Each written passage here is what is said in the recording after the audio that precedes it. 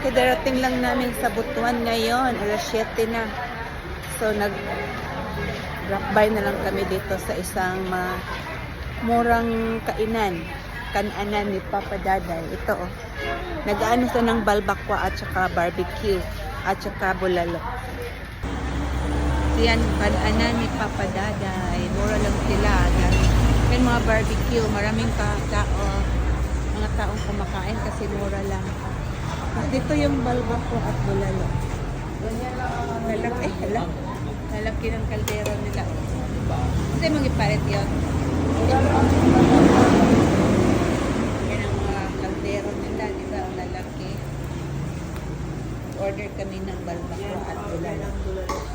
Yung si Teo order ng balbakwa at bulalo.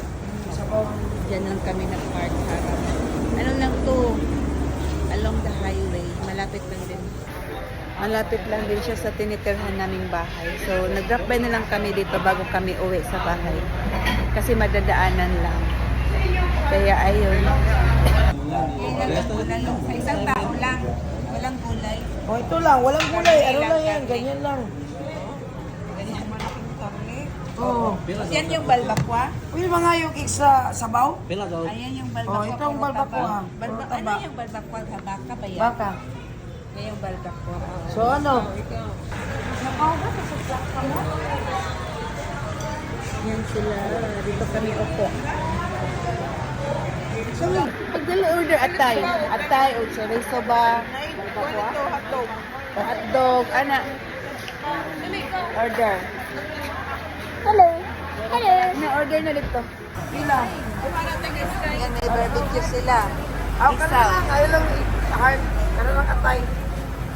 Ganyan ka hotdog. Wala sila chorizo. Wala mo yung chorizo?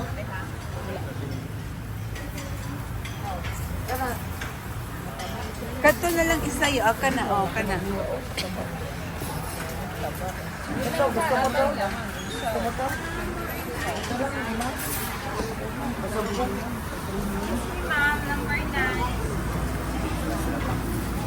Barbecue.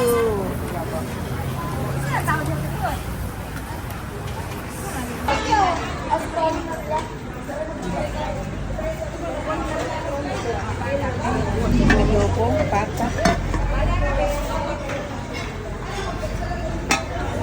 Aray ko. Puro karne. Karne. Pork chop. May ano pala. Pita.